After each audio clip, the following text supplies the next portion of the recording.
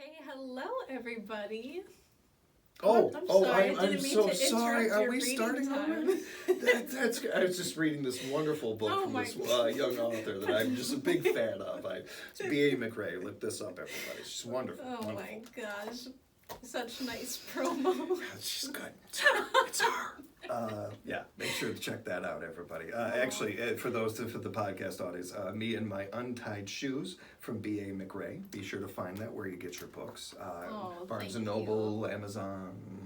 I don't have it on Amazon yet, but it's on not. Barnes and Okay, Noble. I apologize. That is on my to-do list. There is stuff of yours on Amazon, though. There is. Just anything from B.A. McRae. Look it up.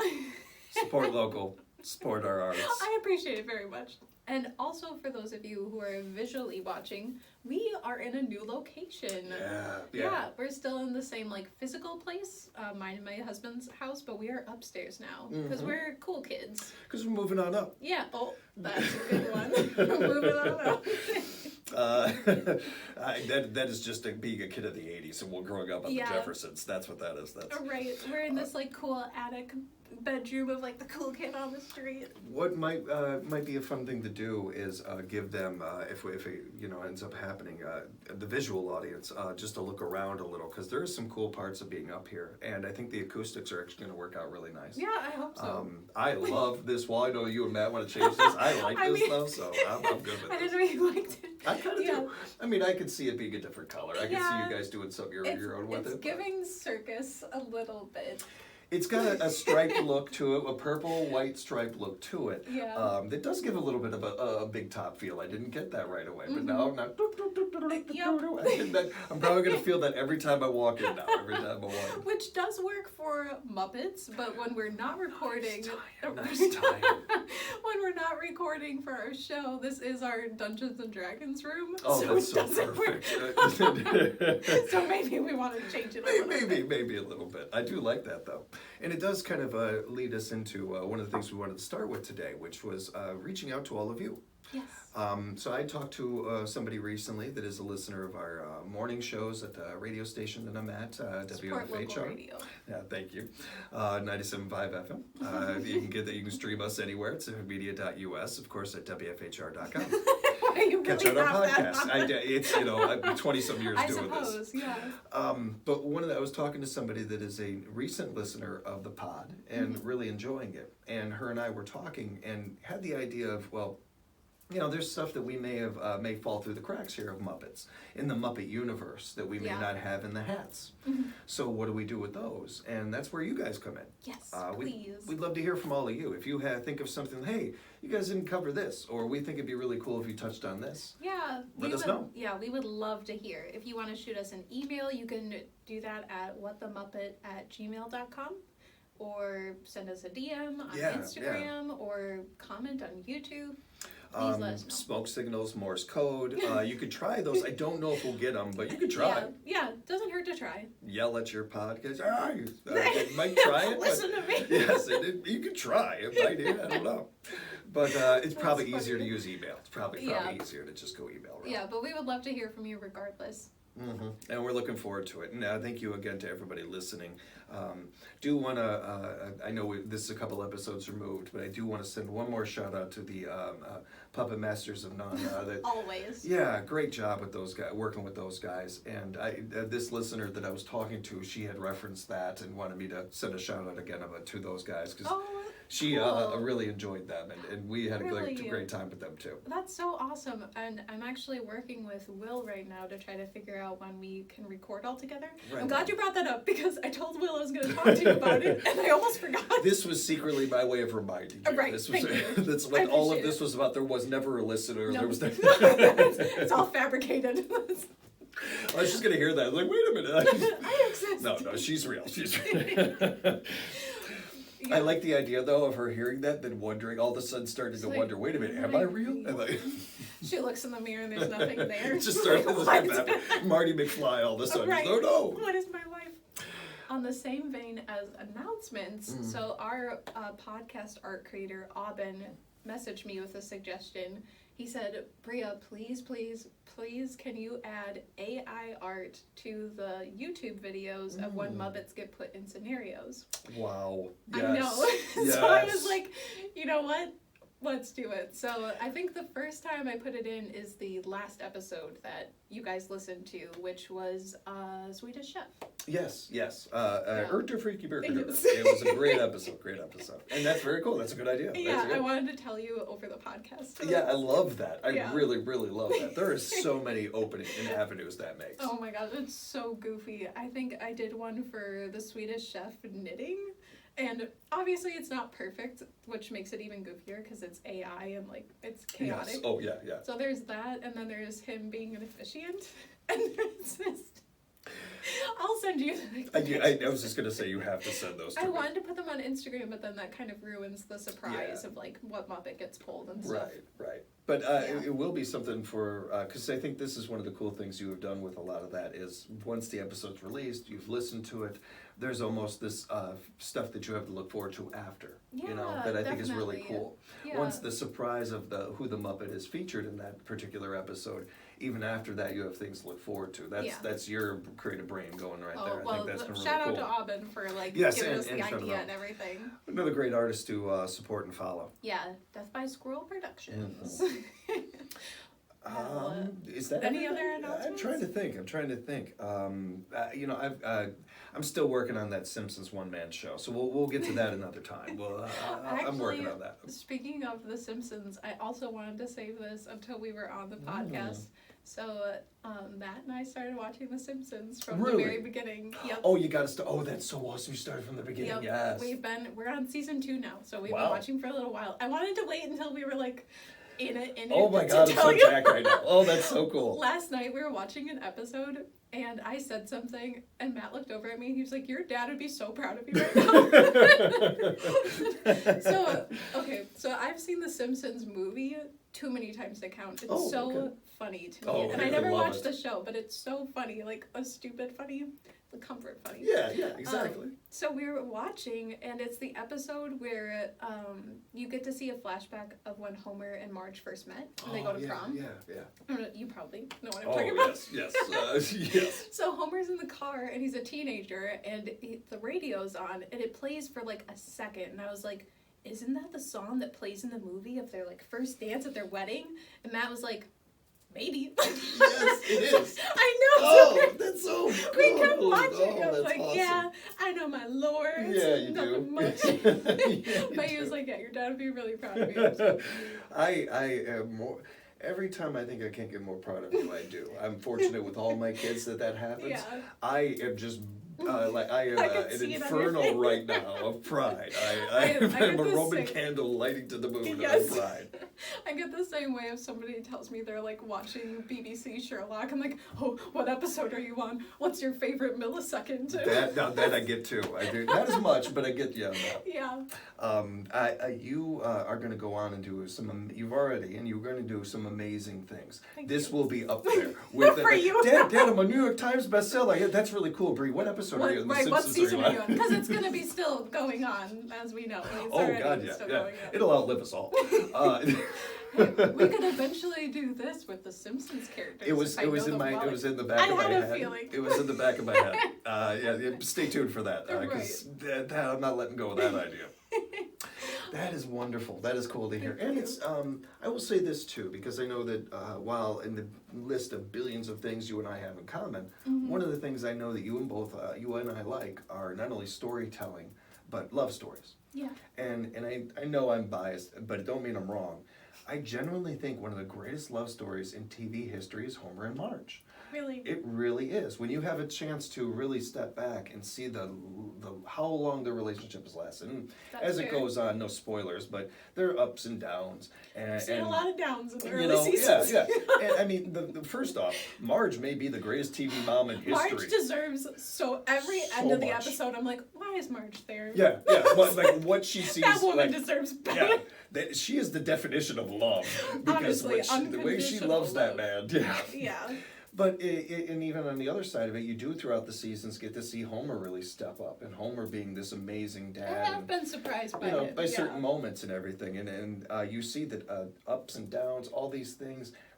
I'm glad you brought up the Simpsons movie. One of the best, most romantic lines in human history is in the Simpsons movie. Yes. Best kiss of my life. best kiss of your life so far. far. Oh my God, I got goosebumps just thinking of it. That's a beautiful line. Just strip away the cartoons. If two actors in a Shakespearean play said that, you wouldn't think twice of saying that's one of the greatest romantic lines That's like ever. the last line of the movie. Yeah. Right? Yeah, I think they say it twice in the movie. Yeah, because Bart says, "This is the worst day of my life." Yeah. Matt and I say that to each other all the time. It's awesome. I thank the audience for hanging out with us throughout this preview of the Simpsons podcast that I will be making Bria do. Right, what are we at? Minute 10 now? Great. That's awesome. Oh, thank you for doing that. Yes, Thank you for absolutely. bringing that up. I'm so happy to hear that. That was a good idea to bring it up here. I was excited to tell you.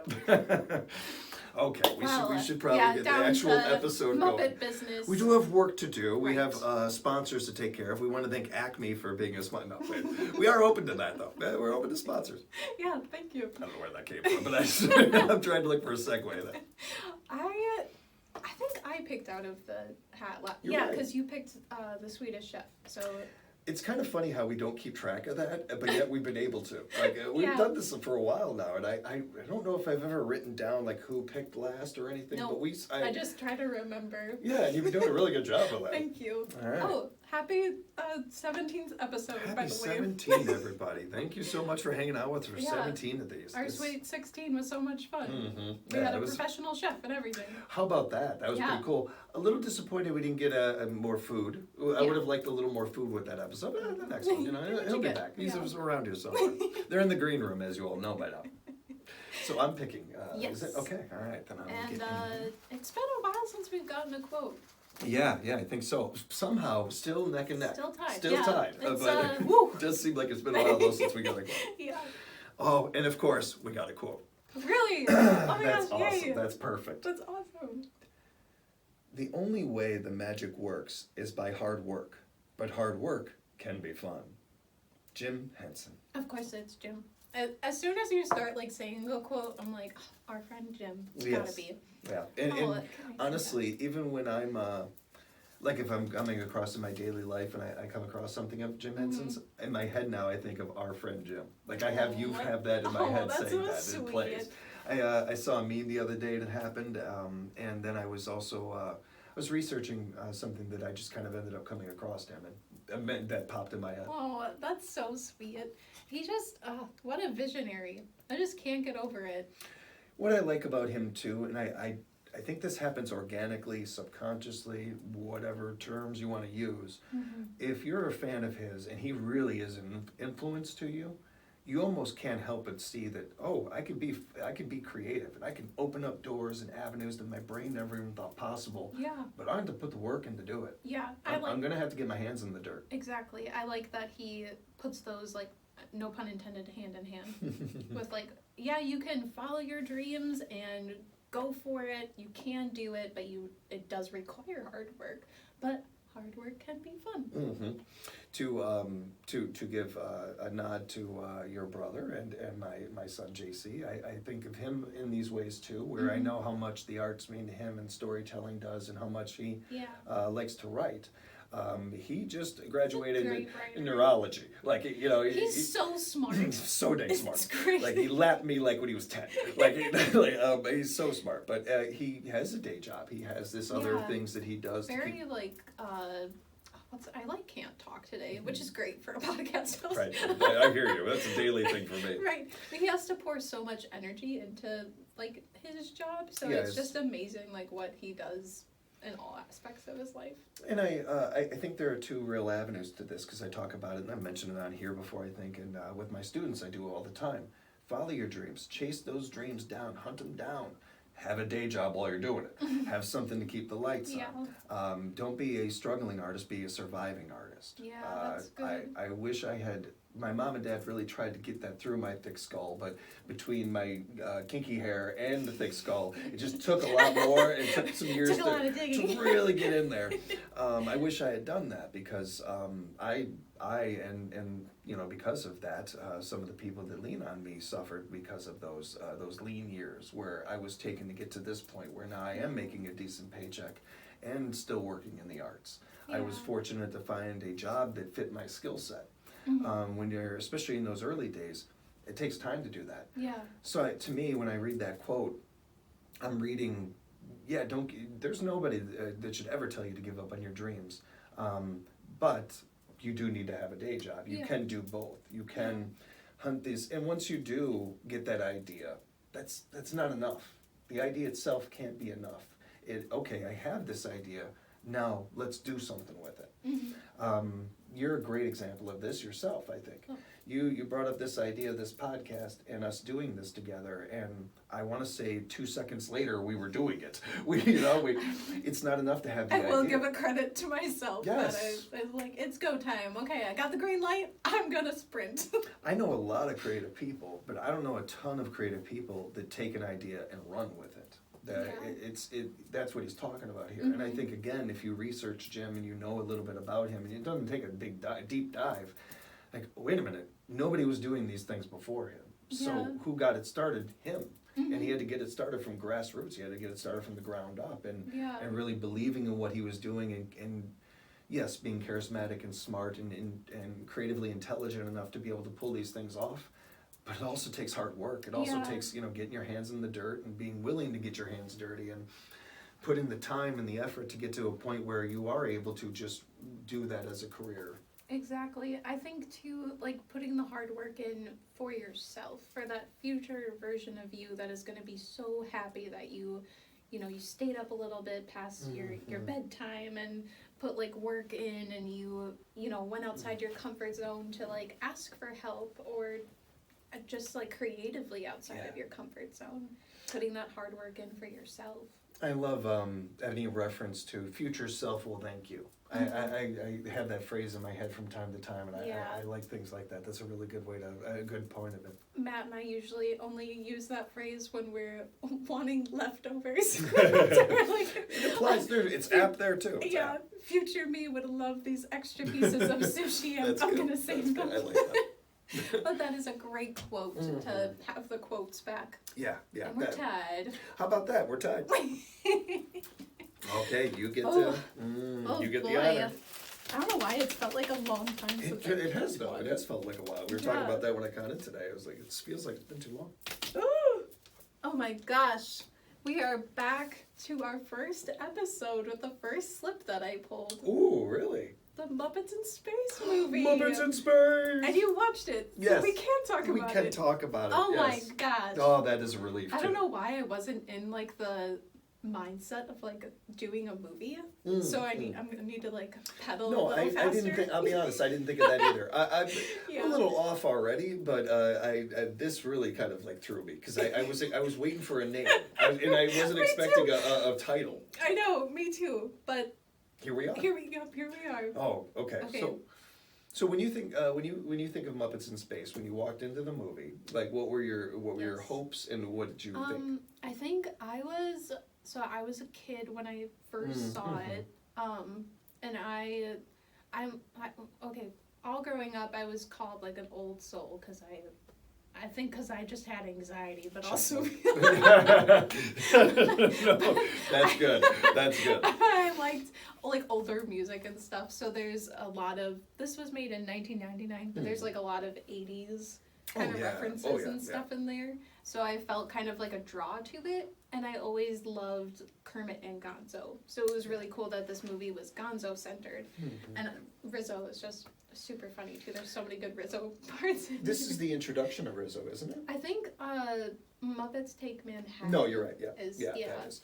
I feel like this one he was featured a little bit more, maybe. Yeah, definitely. I think he was more of like that secondary star in this one. He was more of like a supporting role. Was such an asset to Gonzo in it. Yes, I love their friendship so much. I do too. I do miss the dynamics that Gonzo's had with other characters, Camilla and. Yeah, Camilla is like.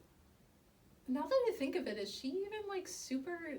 I feel like they've kind of like that part of Gonzo's character they've kind of like weaned away from. Yeah. And I don't know if it's been a bit of intended, or if it's just been a storytelling thing where they just don't have the room for it. Sure.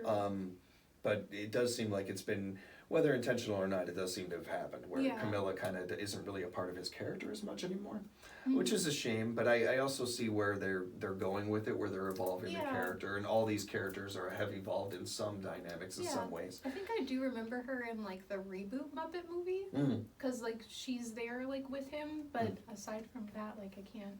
Yeah. So a character like Rizzo kind of comes in and takes that spot, sort of, and I think in another storytelling evolution of the character way, especially with this movie. I don't know if Camilla would have been as good of an asset as Rizzo was in this. So I don't know. I think that's part of it too. Yeah. What about you walking into the movie? What were your like thoughts or expectations? So I am a kid of the originals and stuff, so you can't say Muppets, you can't have in any sentence Muppets in space with not having pigs in space come through your head. Yeah. It will be playing over and over in a loop in the back of my mind throughout this whole pod, the whole episode we're doing here. So I did go in with a little of that, and I think that was part of the reason I watched it, was because you were kind of telling me, it's not really that direction, it doesn't Right. I didn't want you to be like disappointed or something. Well, and me being such a big Gonzo fan, you really, the podcast certainly was a part of this, but I think even if we weren't doing this, you'd have been like, Dad, you gotta see this, you gotta, and I would have, and thankful I did. So once I understood that, okay, this is a Gonzo, feature, this is my guy getting a lead in the episode, I was so excited, and I tried really hard to not have any expectations or any intentions. Yeah. And that really helped, because I enjoyed it, and I don't know if I would have with having very high expectations. Yeah. I think you like a lot of the Muppet stuff, and I would hope people do with a lot of movies. The less expectations, the better. With almost anything you go into in life. It's not to say that you shouldn't have a bar and you're not entitled to your opinions or anything. Yeah. But I feel like more things are ruined by high expectations than not. Yeah. I totally agree. Ask George Lucas. I mean, just ask him. People have been begging forever for Star Wars stuff. He comes out with those 3 movies, and it just is as soon as they came out, immediately people, how dare you do that? Like, it's his stuff. Yeah. Again, we're fans. I'm a gigantic Star Wars fan. I'm entitled to my opinion, but at the same time, come on, man. I mean, he created it. It's his baby. It's oh my gosh. We as fans get a little too crazy, I think, sometimes, and some of that is fair. Yeah. We're the ones that made him all that money. We're the ones that made this so popular. So we do have a stake in the game. Yeah. At the same time, that there's a line in the sand, I think, with that, where it can go too far. I saw this with the Sopranos series finale. I watched it and saw people's actually. I waited because I'm a ridiculous human being. I didn't want it to end. And then I've been there. And then James Gandolfini passed away. So then I was like putting off the last 3 episodes for years. That is check mark. I still haven't watched past 10 for Doctor Who because I don't want to see him regenerate. I stopped a few episodes before I knew he was going to. God, so so alive. So the Doctor is still David Tennant in my mind. I like that. I like it. And as my favorite Doctor, I'm okay with that. Right. I'm not going to argue with you. I probably missed so much. There's some really good stuff that I haven't seen either, though. Yeah. I hear you. I have a friend who messages me every couple of years and is just like, have you watched that? I'm like, no, I have not. With the Sopranos thing, I saw people's reactions to it, even though I hadn't seen it, and knew enough to know how it pretty much ended. And to me, I was like, okay, I get it. You have your opinions. But that's David Chase's baby. You understand, there's no bigger fan of The Sopranos than the guy who created it. Right. I think with something like a movie like this, where I'm such a big Gonzo fan, and he means so much to me, and I go into it, and okay, let's see. And then I come out of it, and however I feel, because I want to talk about it, but I don't want to spoil too much for people. So I don't know, I want to walk that line with this. I feel like we can. I think we can. Because you gotta, It was... At 1999. Yeah, there's got to be a limit, right? I feel like even if we do explain the plot, and if you haven't seen it and you want to go watch it, it's still gonna be good. We're not gonna be able to hit every single note, so it's. I've got 2 or 3 pet peeves in my life. One of them is spoilers. Ooh, I can't stand people spoiling stuff for people. Oh my gosh. I do also feel though that there's a limit. If a movie's been out for 10 years, that's kind of on you. Yeah. Even if that's me you're spoiling it for, that's on me. I haven't seen it yet. That's totally fair. Yeah. So yeah, I guess we can kind of, dive Yeah. into this truly and really talk about it. That's a good insight. That being said, you really get the origin story of Gonzo. Yeah, which is something that has just been kind of like danced around his entire character. Like, oh, he's just in it. But I think that's why I gravitated, no pun intended with like gravity. That was a stretch. It was good. No, it was good. I'll take it. I like it. I agree. It works. I think that's why I gravitated towards the movie after watching it, is because I always had such a sentimental spot for Gonzo. So then seeing him kind of have this like internal, really, where am I from? And like hearing from his potential family and just reaching for the stars for that. One of the best things about the Muppets has always been the relatability. Yeah. And how they can make these characters that look nothing like us so relatable. And us feel such empathy not only for them but also a relatability to them. Yeah. And I think that one of those storylines that is so true for so many people is, who am I and where do I come from? Yeah. And even once you get some of the answers to that, it only leads to more answers. It's our lives are a little bit like the series of Lost, where you keep waiting for them to answer stuff, and it only leads to more questions. They don't really answer anything. It's a great idea to be able to create more and more seasons and more episodes, but it's a little frustrating in life. It's, right. And even with the series, I think that if you, this comes back to something that I really appreciate in life, and people that can really get in life, having an entropy agility. Life is chaos. Life is entropy. It is always changing. If you look at our universe has no plan. It's just chaos, just stars exploding and black holes popping up, and there's a galaxy over here that we didn't even know about. That is life. That is entropy. There's a lot of it. So much of life is having some agility with that. Some ability to bounce from that and adapt. I don't believe that there's anything stronger in the universe than the human spirit, and anything more adaptable than that. I think animals are pretty close. The animal kingdom, you watch animals, they don't go through emotional turmoil really in some ways. In many ways they do, certainly, but they lose a leg, they lose a limb, they just keep going. Yeah. They just keep rolling with it and everything. They're so strong, and we can learn so much from them in that regard. There's something to be said for that too with us, and finding out who we are and diving into that. Yeah. Gonzo really has a chance to do that, and I think that even if you know your whole backstory, you have a relatability to Gonzo in this movie. Absolutely.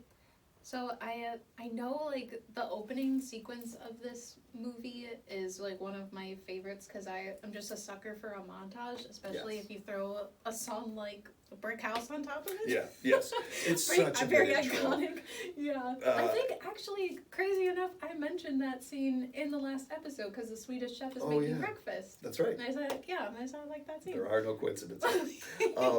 I'm a sucker for anything Parliament related. Anytime I hear funk, you got me, and let alone to kick off a movie with it. That's awesome. Kind of sets the tone for the rest of the movie. And maybe maybe not, but I think actually it's kind of almost a throwback to like the original movie. That intro, where you really do get a chance of, hey, here's all these characters. How can we introduce them? Here we go. Here's a way. It's not a movie theater setting, but it's still like everybody's under one roof, and you're kind of going room to room almost, and seeing kind of There's like something so cozy about like knowing that they're just this big family and they're still all together. Because this is the movie after Carol, after the Christmas Carol. I feel like that was in 80. I think so. Yes, it is. No, I'm almost certain. No, because it seems like it feels like it is. Or was it in the 80s? It feels like it was, because if we're looking at it, with business-wise, I think Christmas Carol was successful. I don't know that Muppets in Space was. So I almost feel like the Christmas Carol came before because of that. Yeah, I think it definitely came before, and maybe that's why we see like a concentration on Gonzo and Rizzo, because they did have like that duo in the Christmas Carol. It's not, but it's almost like for the writers, a spin-off. Yeah. Like hey, these characters were successful, let's make a movie with them. Yeah, exactly. I want to say too, one of the things about the movie that really I still even right now struggle with And I've gotten to a point with it where I'm cool with it either way, and it doesn't matter. It's been out for like that. You know what? Yeah. I'm putting I'm starting a petition to have this movie re-released. No, I've always loved one of the things that always pulled me to Gonzo was the mystery of his background, and the idea of that I, as a fan of his, could create my own backstory to him, that you could, that anybody out there could. I always thought that was kind of cool. I like the idea of putting the art in people's hands and letting them run with it. Some of my favorite movies end with that kind of mystery. I was just mentioning The Sopranos, again, spoiler. The Sopranos ends with a kind of like, hey, it's up to you. You decide what happens to Tony and his family. You decide what kind of goes on from here. I think Inception has like that same, like the spin of the plot and stuff. The World According to Garp is one of my favorite movies, and especially favorite Robin Williams movies, and that ends a little similar to that, where some people get really frustrated by that. They think it can be a lazy, I've heard that thrown out there, that it's a lazy writing trope or something, that the writer couldn't come up with an ending, so just leave it like that. Yeah. Maybe that's the case sometimes, but even if that is the case, I don't care. I think that it's cool to leave it to the audience to decide.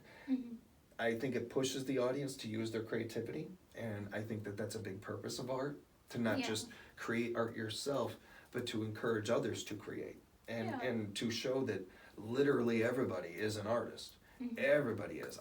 If you're shaking your head at that right now, take a good look at yourself. And art comes in so many different mediums and forms, and there's definitely something creative inside of everybody. I may have mentioned it before, but an old friend of mine who has worked in mechanics his whole life, I go back and forth with him about it all the time. I'm not an artist. Man, the things I see you do with an engine, that's art. You're using this piece and this piece, and you're taking this from this old car and putting it in there, and I find it fascinating. I think it's really cool what I can see mechanics do and how they can repurpose things. Definitely. And that's art. That is creativity. That's art. Yeah. Most definitely. So I don't remember how we did this with the movies. So I think we kind of did like premise of like what the movie is about. Yeah. And then maybe things that we liked about it, guest stars. Maybe if there's cons. So for me, just piggybacking on that, my only real con with the movie was the plot of the movie.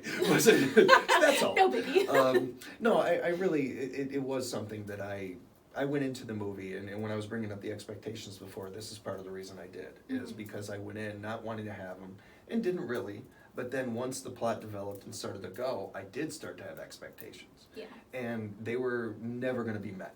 There was no way that they could meet him. It's impossible. I've loved this character for 30-some years. Yeah. I have in my own head my own origin story. There's no way they could match that because we don't know each other. I wasn't in the writer's room, and so I did a disservice to myself and the movie by doing that. And I caught it right away, and I think to a point where I was still able to enjoy the movie, and I still do now when I think about it. But it could have gone a different direction for me, where we're doing this shows up, and I'm just negative, and I'm just, kind of dogging the movie and all that. And I didn't want to do that. I knew that we would eventually have it. I wanted to be able to talk about it on both sides if I didn't like it, that part of it, but also a positive. Yeah. I ended up enjoying it. I ended up liking the movie. And good. I think that the origin story for him kind of gives the Muppet world a wider universe, a bigger world. Yeah, that's true. Maybe even brings in new fans, maybe even brings in new people, which if you're a fan of the Muppets, I think you got to be a fan of. More and more people loving these characters. Yeah, and you never know, like this movie could have been somebody's first exposure to the Muppets. Right. Like for some reason or anything. I like the idea too of one of the biggest I think themes of the Muppets is outcasts, and how that person or that character, that thing that seems like such an outcast and so weird or whatever, you get to know it a little bit more and you realize, oh wait a minute, we're a lot alike. Yeah. There's a real importance in society right now for that. I think there's a real need for that right now, and any chances we have, small or large, to show we have more in common than not, we need to take and need to appreciate. Yeah, very well said. And kind of on that same note, I do like that the kind of like the golden nugget of this movie is almost like a found family, because Kermit, I believe, it's been a little while since I've seen it, but I believe Kermit tries to convey to Gonzo, like, well, we're your family, Gonzo. Yeah. And I love that. Yes. Because not everybody is born into, like, families that have good dynamics or something, but your friends can be your family, or, I don't know, you become really good friends with the barista you see every day. Yeah. Anything like that. Yeah. There's I think that one of the best things to happen in life for most anybody is not just the family that you have, but the family that is created for you, that life creates for you. Yeah, absolutely. Friends, coworkers, different people you run into in life. This happens a lot in the play world, where you do a play and you become so close with the people you work with. Yeah. And every once in a while, we'll stay in touch, and you don't. But not more times, but just as much as that happens, I think it also happens where there are people that I can think of right now off the top of my head that I'm still friends with, that I haven't worked with in 10 years, but I'm still friends with them. Even though we don't talk acting or whatever, those are some of the more beautiful things in life, I think, too.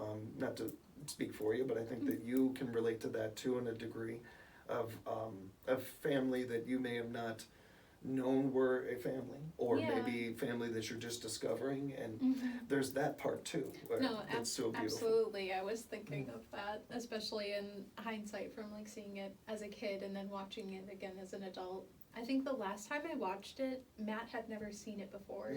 We were still living in our apartment. It was like the first summer, and it was the first super hot day, and we had just put our air conditioner in. It was like early July, and we were dying, and I was like, let's watch this funny movie. So I put it on, and watching it as an adult was a fever dream.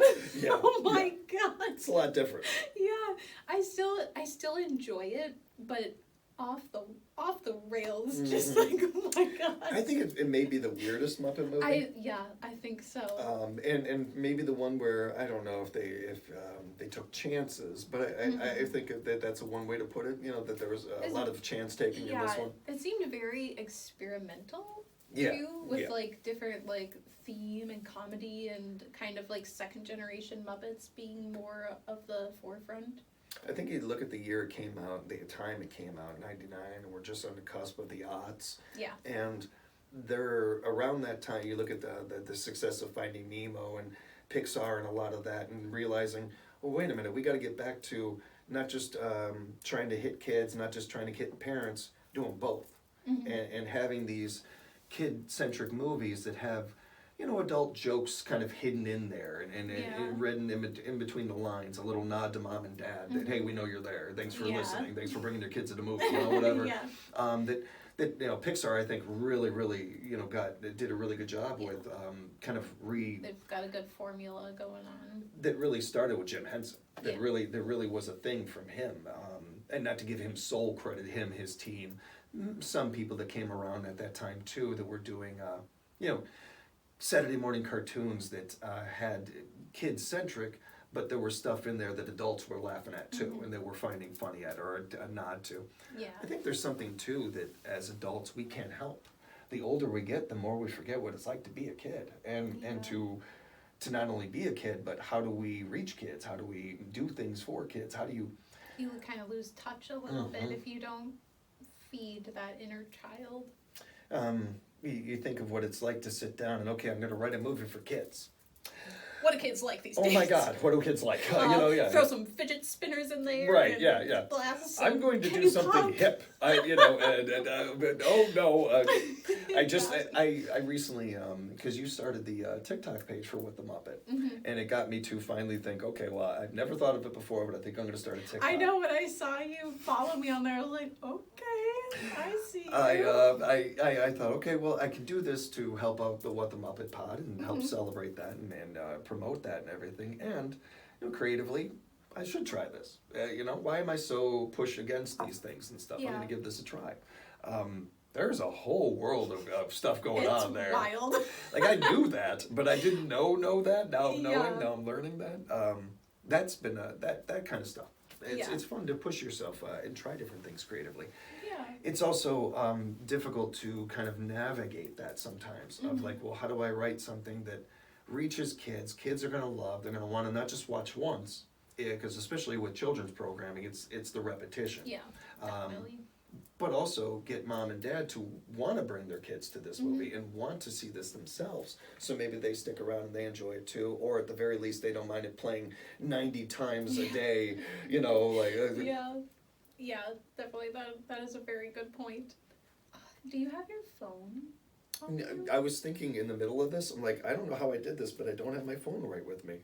We got started on this, and we got talking, and I completely know, because I was forgot. going to ask if you wanted to pull up the I really the really guest do. stars. So what if we do this? We just take a quick time out. I'll grab it, and then we'll be Time. right back. Now, you guys aren't going to notice any difference. It's just going to be boom, boom. This is more of an editing note for me. Yeah. Thank you, Bree, our editor. Welcome back on set. Hello, everybody. Thank you very much for joining us. Again, you should have seen no difference in that. No. I did get my phone, and I did pull up some of the guest stars that were on there. Yes, I can like see their faces, and I'm usually so good with names, but like I know Rob Schneider. Rob Schneider there, as the TV producer of UFO Mania. Yes, and Leota. What's his? Ray Liotta. I knew it started with an R. Okay. Yeah. And the dad from Arrested Development. I can't remember. Yes, Jeffrey Tambor. Yeah. Jeffrey Tambor is in there, and Mm-hmm. Andy McDowell. Andy, she with some of the greatest hair ever in movie history. Yeah. Andy McDowell. Shelley Snipes, the UFO Mania anchor woman. Right. Yes. Mm-hmm. She does a great job. Pat Hingle is in there as General Luft, military official who K. Edgar Singer reports to. That is a good one too. Yes. The cast, other actors in the cast, that kind of F. Murray Abraham is great in it. One of the legendary actors, F. Murray Abraham. You got him in there. David Arquette is in there a little bit. That's Hulk Hogan is in it a little as well. I forgot about that. Oh, right. I forgot about that too. I forgot about that one. Yeah, that's right. That's kind of a testament to the time that it was made. Yeah. There's some of these.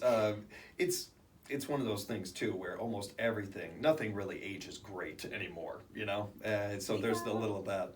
But of course, you've got your great voice actors as well. Frank Oz is featured in here, and you've got some great ones there. Some traditional. Yes, Steve Whitmer is in there, I believe. Yes, Steve Whitmer is Kermit, of course, and Rizzo, and some of those. Bill Barrett in there, Jerry Nelson, Brian Henson. So you got some great ones in there as well. Oh, right, because Sal Manila, Sal and Frank, is it? Yes. Sal Manella. You were right. Okay. And the talking sandwich. I forgot. That's the one I was trying to look for. I the didn't talking know sandwich. he was also the talking sandwich. Yeah. That's I was actually curious if it was him. Yeah. I thought it might have been, but I wasn't sure. Those are also great stars of the movie. Mm-hmm. Yeah. And I always liked Annie McDowell. I like seeing her and stuff, but she usually plays characters in drama or in tense situations. Groundhog Day is certainly a little different, but she doesn't really get to be comedic in that very much. Yeah. She's more of the straight person in it, where Bill Murray is more of the comedic you know. But that's, I guess, a good example of her kind of getting to do a little more comedy. Yeah, she's the one in the movie who Animal is like obsessed with. Am I getting that right? She's the anchor woman. Is Animal obsessed with her in that? I don't remember him being obsessed with her. Oh, I thought in that Shelley one. Snipes was. Shelley,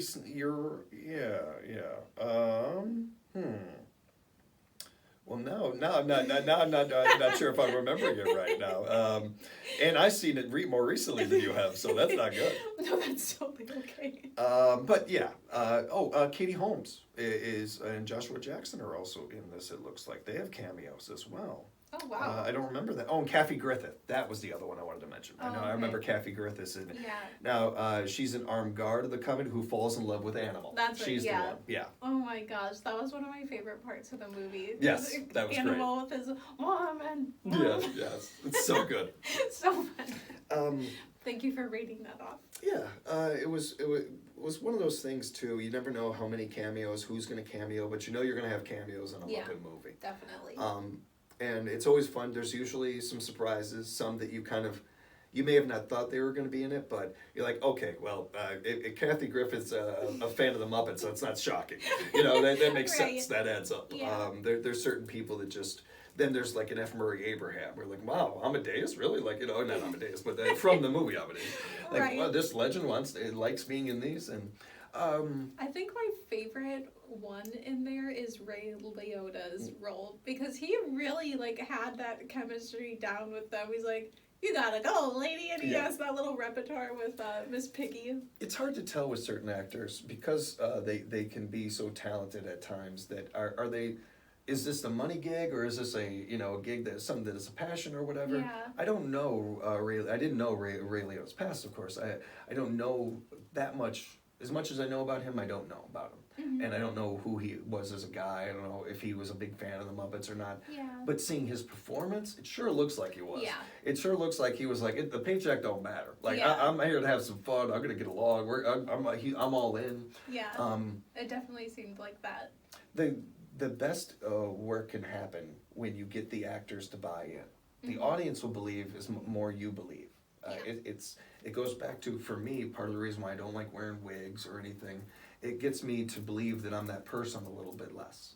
And so the more I believe it, the more the audience will believe it. That's the theory. In theory, that's what you hope. Yeah, I like that theater philosophy. I like the cameos in this. I thought they had some really good ones. So. Did you have something you were going to say? I was going to go to favorite parts of the movie. That's what I was going to say. Right on. Did you have any favorite parts or anything that stands out? Yeah, a few things.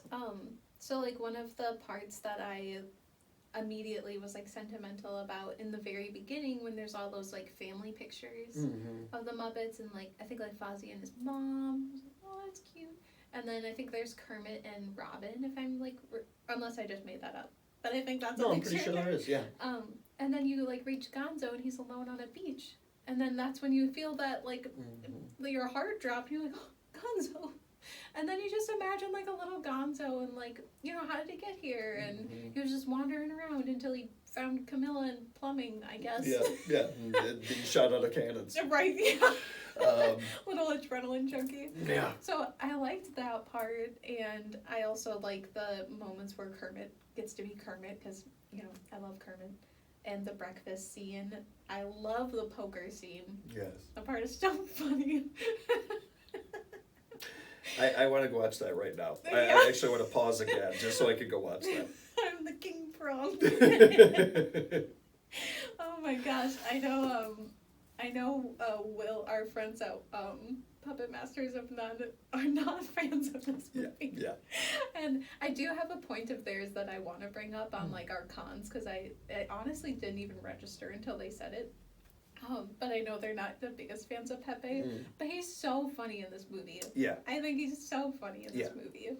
I like what they did with Pepe. I understand the industry or life in general enough to know that there can be some pandering, there can be a little bit of some of those things that we have to keep an eye on when it comes to children's entertainment.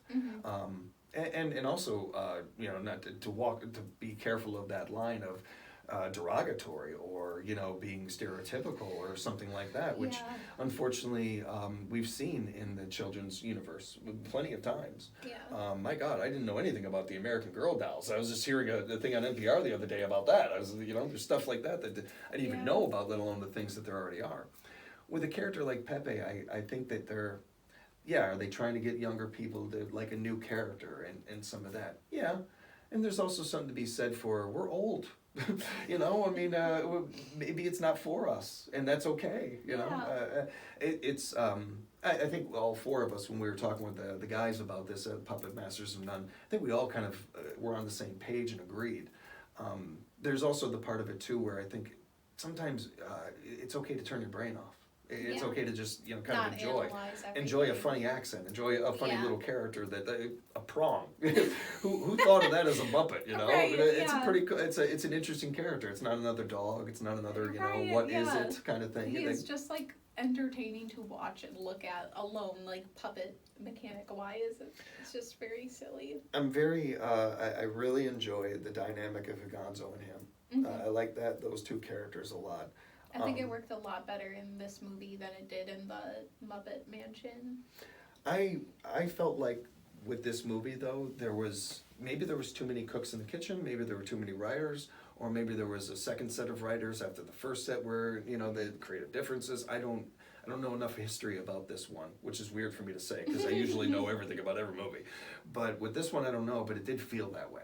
It did feel like the first group, if this is how it went down, the first group of writers had a plot, had an idea. Yeah. Then they leave and the next set of writers come in and take that and kind of do their own thing with it. Yeah. Which can work sometimes and has happened more times than not actually in TV shows, mostly. But in this scenario, I felt like it was almost like dueling plots. It was as if you had an idea and I had an idea and we're both doing the podcast at the same time. We're talking over each other. It didn't... That was kind of like a test to the fever dream portion that I was saying. Yeah, I did feel like there was a little of that in this movie. Yeah. And I think it would have been more successful because, again, almost all children's entertainment comes back to repeatability. Can I play this multiple times for my kid? Is my kid going to want to play this multiple times? Is it that kind of thing? And I don't think this had that. I don't think that this. I think this was missing that replayability. You're going to go back and watch the Christmas Carol movie your whole life. I plan to watch it very soon. Yeah, right. A movie like this, you've seen it once, and it's kind of okay. Yeah.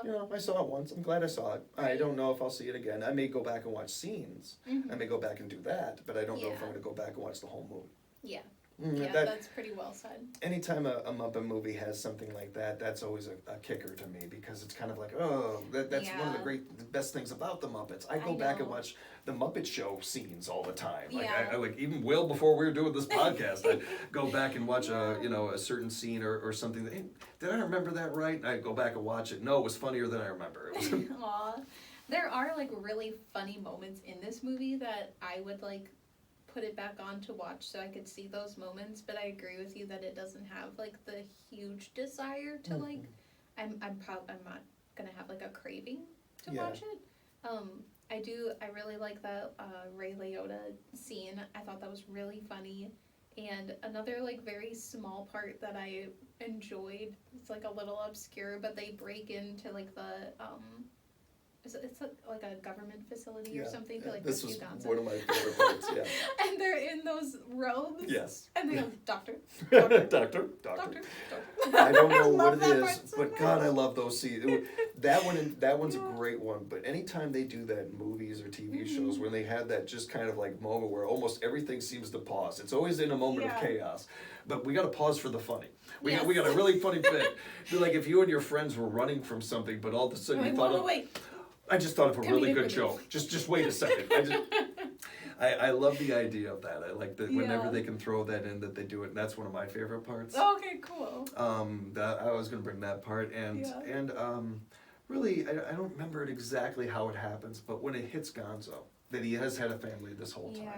There's some lines in there that are really, really good between him and Kermit. And I'm biased on this, but my favorite dynamic in the Muppets has always been Kermit and Gonzo. It's always been my favorite dynamic. Yeah, it's kind of like chaos and calm, and they help like level each other out. I'm a sucker for friendship. And to me, they've always had one of the more cool and beautiful friendships and creativity. Definitely. Oh. Yeah. This was good. Yeah. This was a good one. It actually helped me think about the movie again and think, it wasn't so bad. Again, I don't know if I'm going to go back and watch it, being honest, but I think to bring up that one con that I could think of that it honestly I didn't even register it, which I was a little like, shame on you. How could you not? But it was actually Ben and Will when they were covering this on their podcast, Puppet Masters of None. Go subscribe. Go watch them. They brought up that the cosmic fish in there, that they're like the very not good Jamaican accents done by white voice actors. distasteful. Very. Not good. Yeah. So that was something that like did not age very well. I was trying to think of a way to bring that up, and then I got sidetracked. But that's something that stood out pretty bad, and it does when you go back and watch any of these things. We brought up The Simpsons, and I'm a diehard Simpsons fan. Apu's not really on the show anymore. Hank Azar was doing the voice of Apu, a white actor. They saw that and corrected it. It doesn't make up for the decades and that the show was on that Apu was voiced by a white actor. Yeah. But it does kind of correct things. We can't make up for the past, but we can try to make things right. Yeah. And that's a big part of all of our stories, let alone our society's story going forward. The more we own things, the better we can be in the future. Exactly. It doesn't mean that nobody should ever watch this movie again and it should be burned and thrown away. That doesn't do us any good. Does it mean that you should go into it if your kids are going to watch it with some, hey, this scene right here or this part, that ain't how Jamaican people talk. It's a lesson, yeah. It should be used as a lesson, exactly. I'm not a believer in having certain things around statues and these things. There's certain stuff that I don't think we need. There's other stuff where it's kind of, I think it's important because of the lesson it can teach, it can give. We do ourselves no favors by trying to erase history and trying to skate past it. Owning it is the only way going forward. I think the best example we have of this is Germany. Like you look at Europe right now, one of the most welcoming places in the world is Germany. One of the most inviting places, friendly places. It's not just me saying that, it's a search engine away from seeing that. They've owned their history. They've owned it, they've been very honest about it. They don't hide it in their history books, in their classrooms or anything like that. And I think because of that, that's part of the reason why their economy is well, and so many people like to visit Germany now and everything, and do look at it as an inviting area. And there's generations that are going to grow up without a stigma of Germany, World War II, thinking that right away. They've accomplished that. We can learn from them in that regard here in this country, a lot of that. I liked when you said owning like what happened and accountability and acknowledging that, apologizing, and then correcting moving forward. You can just look at your own life to see an example of this. You mess up, you make a mistake. You don't deserve to have that hang on you your whole life. You have to own it and have responsibility of it. I think it's as long as you are owning it and yes, you're not denying it. That's huge. That's a major part of it. If you do that, I don't think that it necessarily has to be tied to you your whole life. I think that you can, again, it's in your wiki page, but it's not the headline in your wiki page maybe. Maybe when the Muppets in Space, you're talking about these other things, the Jamaican characters come up, but it's not the major headline of the movie. Right, it wasn't something we brought up like right away. I see this with Monty Python from time to time. I'll go back and watch old sketches and immediately be horrified, but like, oh my god, oh dear god. And we see it with stuff like that. We even see it with stuff that isn't that old. Stuff from when I was in high school or that I was watching. I think I was watching like Encino Man because I love that movie. And it was like one of the ending scenes, and the bad guy, which I feel so bad because this guy is like, he's a jerk, but his name is Matt, and he's a hockey player, and that's my husband. And he looked over at me and he was like, I'm not like that, am I? I was like, I wouldn't be with you if you were, no, you're not like at all. You're like the sweetest thing. It is funny though. Yeah. It is a funny coincidence. But that last scene, that guy, like, he calls the main character, like, the F word, like the slang for... Yeah. And I was just mortified. I was like, Matt, I do not remember him saying that. Like, I wouldn't have put on this movie. Right. That's terrible. So yeah, there are...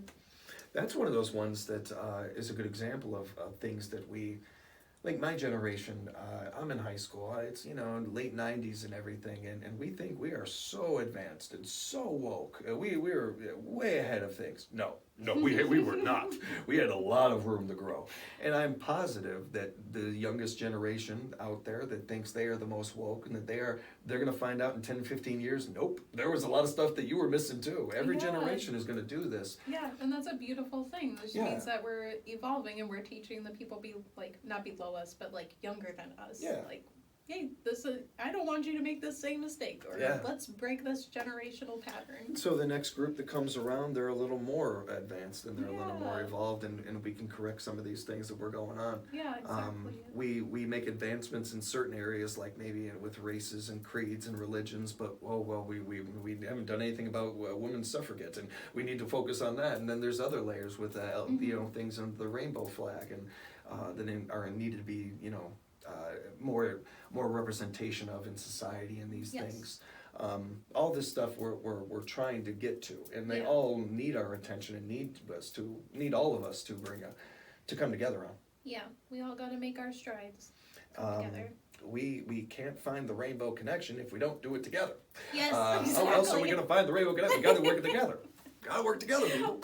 That is a good ending note. I was trying to find a way. That's Well, that was Muppets in Space. Yeah. If you're still listening or watching, thanks for. We didn't lose you after the Simpsons Right. talk. I thought this was a Muppet podcast. Right, well, it was fun while it lasted. Yes, we had a good run. Unsubscribe. Well, if you want to keep staying subscribed, Mm-hmm. you can follow us on What the Muppet Pod on Instagram, YouTube, and now TikTok, and I actually put us on Twitter. Nice. Just right yesterday. On. Yeah. Oh, very cool. I Yeah. gotta find that. If I'll beat you there. want to, are you on Twitter? Yeah. Okay, if you want to run it, that would I totally would. be okay sure. with me. I'll do that. Yeah. Because I went on there yesterday and I was like, Oh yeah, let me do that. Yeah. yeah, okay, I'll definitely give you be like the happy to. password and stuff. Sure, that Okay. sounds good. Yeah, so you can follow us there We're- for supporting us. Yeah, and wherever you're supporting us, thank you for supporting us and joining Thank us you on so this journey. much. Yeah, it's so much fun to I love when we get together. It Mm-hmm. feels like, I've said this before, but our invisible friend is over there Yes. too, and we get to talk and stuff. Yeah, it's a lot of fun, and It's it so makes much fun. our dynamic even that much more fun. Yeah, exactly. Yeah, we appreciate you, everybody. And if you're listening or watching and you haven't filled out the Google form to get your name in the surprise Muppet present hat, be sure to do that because it's episode 17 right now. So episode 20 will be drawing out of there again. Any moment now, it's just going to happen, and it's going to come up on us before you even know it. So get that filled out, everybody. Yeah, definitely. But other than that, thank you so much for listening and watching, and we'll catch you next time. Yeah, talk to you soon. Bye.